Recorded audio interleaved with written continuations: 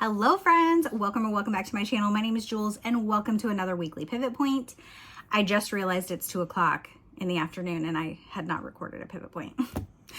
Y'all, I slept in this morning and then I was busy sorting pictures. Like I just completely forgot about it. So here I am, let's recap.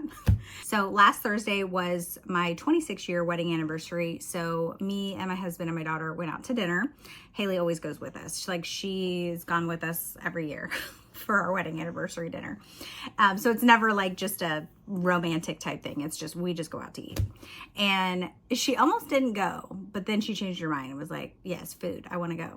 So we went and did that and then just came back and watched a movie. I have no idea what I did Friday.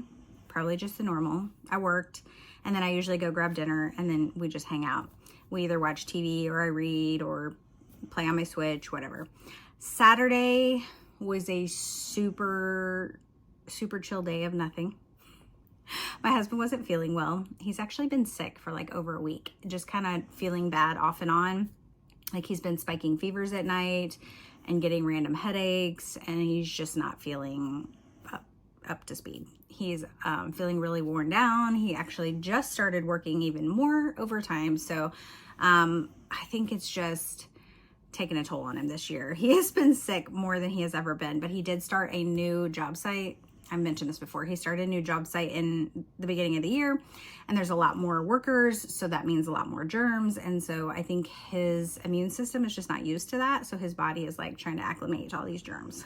So he was down and out Saturday night. So I took it upon myself to just watch Fear Street 1 and 2. I still need to watch the third one because I wanted to watch them before Prom Queen comes out next week.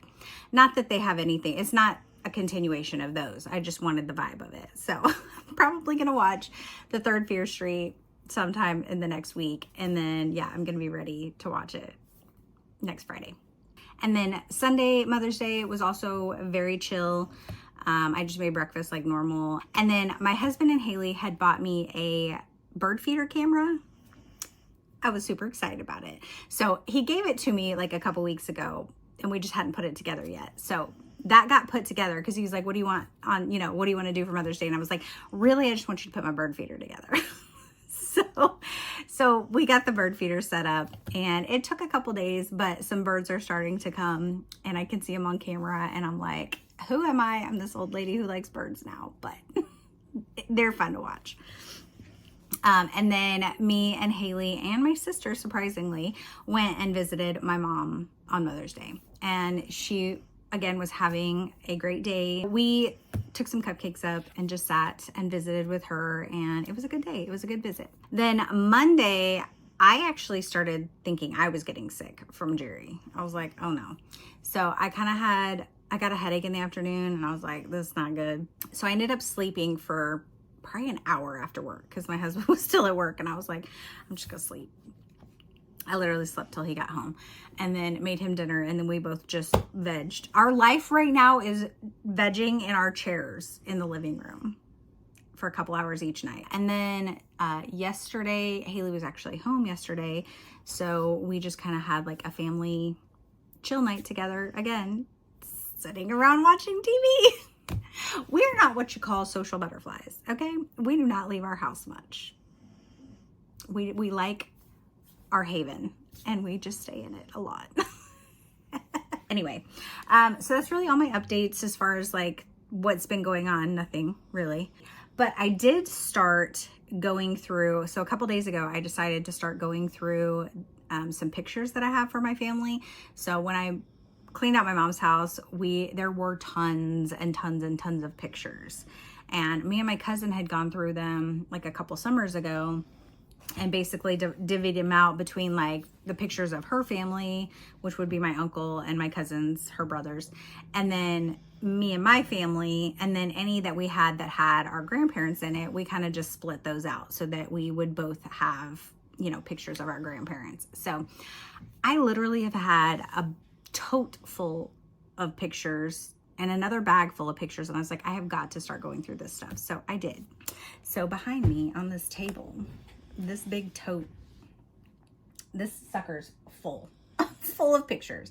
So I started putting them out into piles And so I have pictures of me, pictures of my brother, pictures of my sister, pictures of us together, pictures of Haley, pictures of family when we were really young on vacation, and then pictures of my mom, like old time pictures, which is kind of what prompted this to begin with, is because I figured I should have, you know, pictures of my mom ready.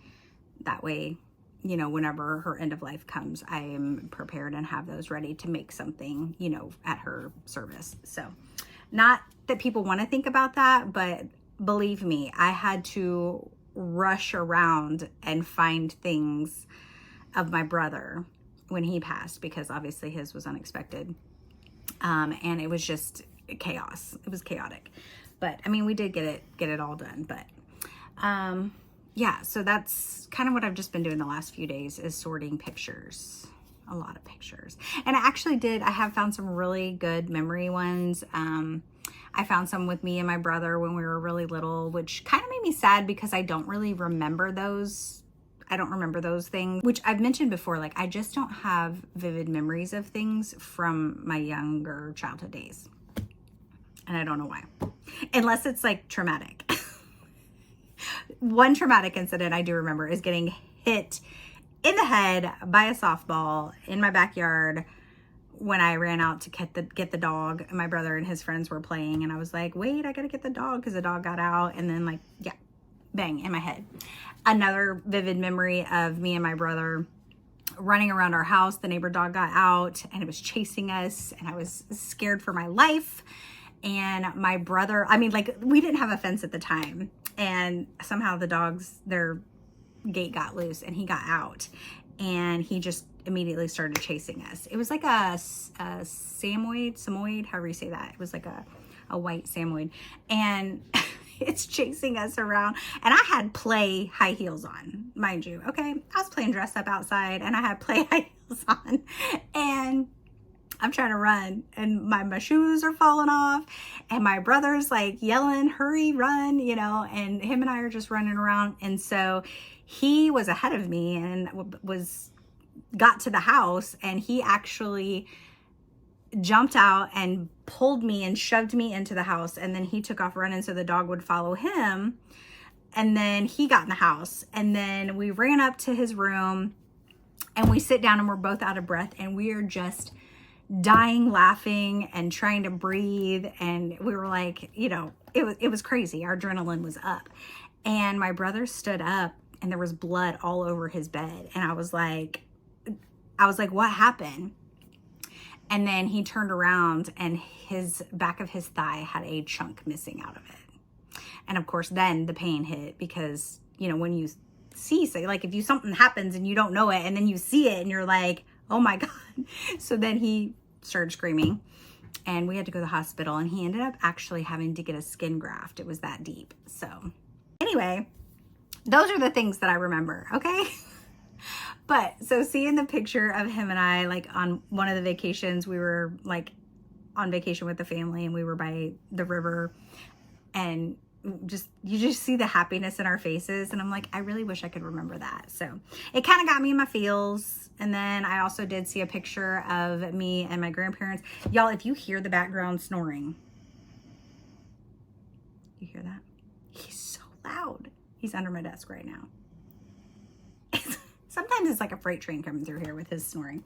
But anyway, I saw a picture of me and my grandparents together, and it was so sweet. I miss them so much. They've been gone, you know, 20 plus years, but it just threw me back. And so I was like, okay, hopefully I can get through sorting all these pictures without losing it. But it's nice. It's taking me down memory lane, so that's always fun. So I just need to get these organized. So I think I need to buy some, like, photo box organizers of some kind. So once I get them all sorted, figure out what I'm keeping and how much space I need, then I'll get something to, like, put them in to have them be organized better than just thrown in this bag. But anyway, so that's kind of all I've really been doing. As far as reading, I have read, you guys, I had 3 5-star books in the last week.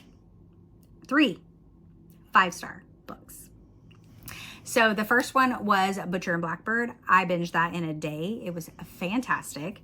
And then I read Wine Tastings or Murder, which is book 5 in the Poppy McAllister series. It's a cozy mystery series, as I've mentioned. I have 5-starred all of these cozies. They're so funny, so good. Highly recommend. You should go start it. And then just recently I finished That's Not My Name by Megan Lally. This kept me invested the entire time. Like, I needed to know what happened. I'm gonna tell you what this is about because y'all need to read this one. But it says, shivering and bruised, a teen wakes up on the side of a dirt road with no memory of how she got there or who she is. The police don't know where she came from until a frantic man arrives at the station. He's been searching for her for hours. He has her school ID, her birth certificate, and even family photos. He is her father. Her name is Mary, or so he says. When Lola slammed the car door and stormed off into the night, Drew thought they just needed some time to cool off, except Lola disappeared. Now his friends, the sheriff, and the whole town are convinced Drew murdered his girlfriend. Forget proving his innocence, he needs to find her. The longer Lola is missing, the fewer leads there are to follow, and the more danger they are both in. So it bounces back and forth between the no memory girl and her with this guy who says he's her dad. And then the other POV is Drew, who's the boyfriend of this missing girl, Lola. And so, yeah, I mean, I cannot tell you anything because I would give stuff away, but just know it is a good time. Both POVs were great. There was a twist I didn't see coming at the end, and then I actually teared up. I was like, who am I almost crying in a thriller? Like, what is happening? So yeah, so this one was really good. So I'm taking a little break from vlogging. Not long, like I'm sure I'll start one soon, but I just needed a little bit of time off, y'all. I had vlogged for like 5 weeks straight. I was like, I need a break. I need a break from editing. So, yeah, so hopefully I'll probably start one maybe this coming weekend, but I'm having a great time reading for Mystery and Mayhem. The Discord is off the chain in there. It is so fun. And then also for reading for Escape the Readathon, that's also a good time too. I did want to go ahead real quick and read today's devotional because surprisingly, like I hadn't planned on it, but then when I read it, I was like, why is it that these devotionals are like what I need to hear at the time that I read them? So I'm like, I'm just going to tell you. So let me preface this by saying yesterday I had a very, very rude customer and it just had my anxiety was up. My blood was boiling. I was mad. I got a little snippy with her. So, personally, she overreacted about something and was being very childish about it, but that's beside the point. So today's devotional says, love like he does. God's greatest commandments are to love him and to love one another.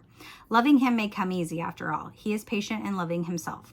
But the second part of his command can be difficult because it means loving intrusive neighbors at the backyard barbecue, offensive cousins at Christmas dinner, rude cashiers at the grocery store checkout, and insufferable guests who have stayed one night too many in the guest room. Loving one another is only possible when we love like him. When we love out of our humanity, sin gets in the way. Obeying the command to love begins with his love. When we realize how great his love is for us, how undeserved, unending, and unconditional, we are humbled because we didn't earn it. But he gives it anyway, freely and abundantly, and this spurs us on to love others. We love because he first loved us, 1 John 4:19. We represent Jesus Christ to the world through love. If we know how high and wide and deep and long his love is for us, then we have no choice but to pour out that love on others. The intrusive becomes welcome, the offensive becomes peaceful, rudeness gives way to grace, and the insufferable is overshadowed by the cross and all that Jesus suffered there. So this just reiterates that sometimes I get off track. And sometimes I don't like people that call me and are rude. But I have to like step back and remember that we don't know what anyone is dealing with at any point in time when we are interacting with those people. It's just the same thing for me. Like there are times that like maybe I'm having a bad day and I'm not as chipper as I could be on a call. But that doesn't mean that I'm being mean or being rude. I'm just not feeling, spunky or whatever. And sometimes people be that like, oh, you must be having a bad day. not necessarily, but like, again, you don't know what I'm going through, just like I don't know what you're going through. So like none of us knows the inner workings of what is going on in someone's heart, in their mind, in their life. And so sometimes we just gotta take a step back and just be like, let it just roll. Let it just roll off of me. So I did say a quick little prayer for that rude woman who called me yesterday. And I hope that whatever was going on in her life, and maybe nothing is going on in her life, because there are some people out there that are just rude and mean for no reason, but they need prayers too. So I did say a little quick prayer that I hope she's having a better day. But anyway, so just a reminder, be kind. That's why I always say at the end of my videos, be kind, and love one another. Even if we don't feel that person deserves it, we have to love like Jesus. Okay, that is it, my friends. Let me know what you've been up to this past week, how you're feeling, what you're doing, what you're reading, all the things in the comments below. And until my next video, be yourself, be awesome, be kind.